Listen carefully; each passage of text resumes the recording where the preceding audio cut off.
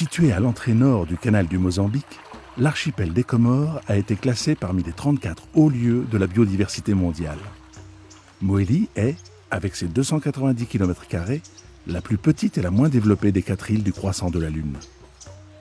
Du fait de son origine volcanique, de son isolement géographique et de la nature de son climat et de son relief, l'île est dotée d'une richesse biologique unique et fragile. Bordée de récifs coralliens et de petits îlots inhabités, Mohéli est considérée comme un véritable sanctuaire pour de nombreuses espèces, dont certaines sont aujourd'hui menacées de disparition à l'échelle mondiale.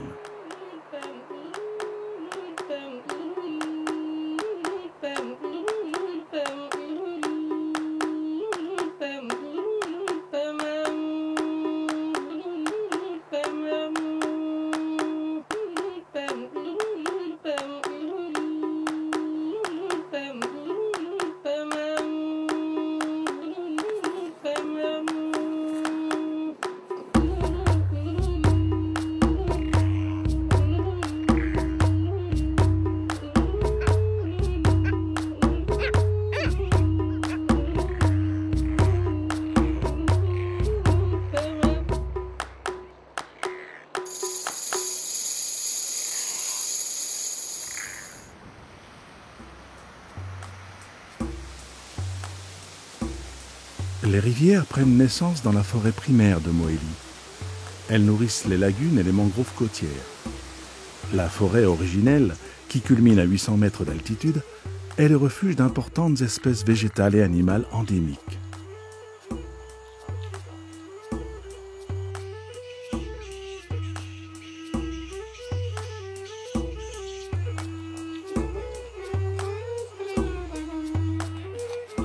À la croisée de plusieurs mondes, l'île s'est enrichie d'influences culturelles africaines, arabes et malgaches.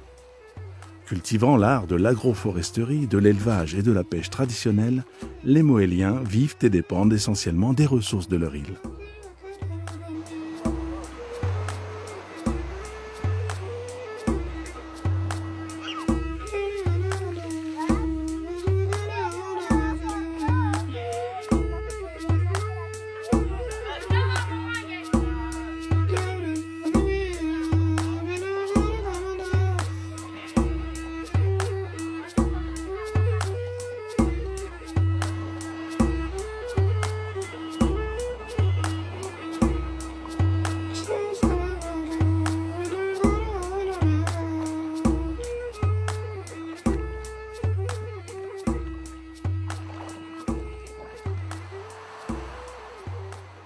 Malgré une nature encore préservée, l'île n'échappe pas aux menaces pesant sur l'environnement.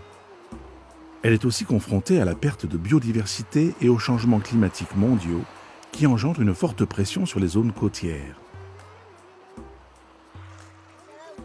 Les Mohéliens doivent également faire face à une poussée démographique qui pèse lourdement sur la conservation des forêts et du littoral, garant de l'équilibre écologique des écosystèmes et de la préservation des ressources naturelles de l'île.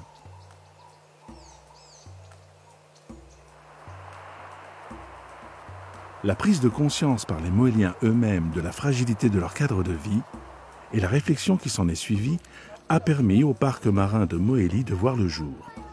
Impliquant fortement les communautés, il est co-géré par les associations villageoises comme celle d'Itsamia.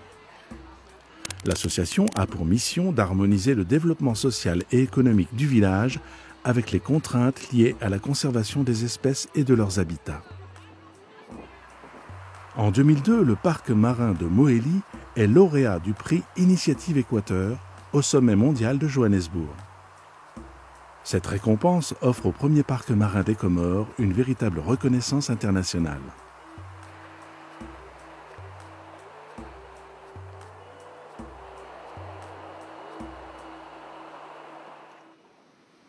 Les enjeux environnementaux auxquels doivent faire face les Mohéliens les ont encouragés à se tourner vers des expertises régionales.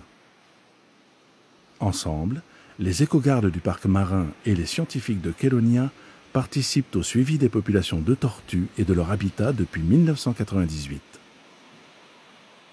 Les connaissances scientifiques issues de ces programmes, associées aux études sur l'état de santé des plages et des herbiers marins, apportent aux gestionnaires moéliens les informations nécessaires à la conservation et à la valorisation de ce site unique.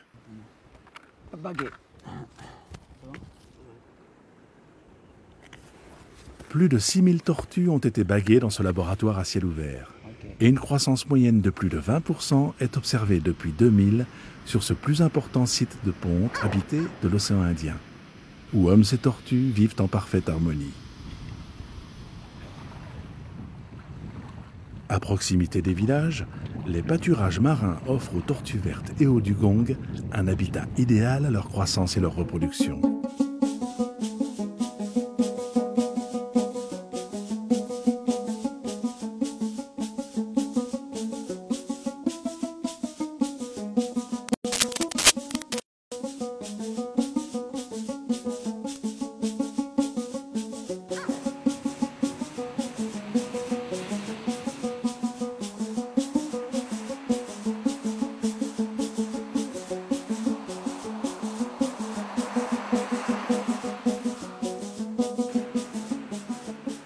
Jumelées depuis 2000, les associations d'Itsamia et de Saint-Leu ont pu démontrer par leurs échanges les bienfaits de la protection des populations de tortues sur l'écosystème et entrouvrir la porte du développement grâce à l'écotourisme.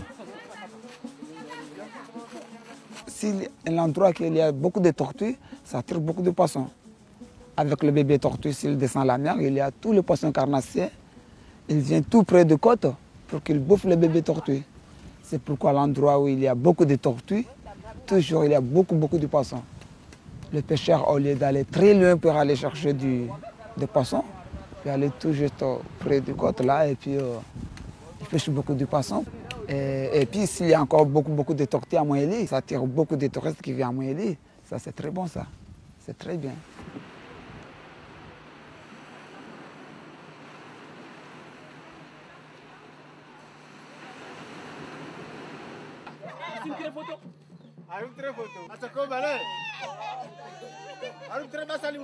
Pour les habitants d'Itsamia, la tortue, c'est lui, c'est le député local.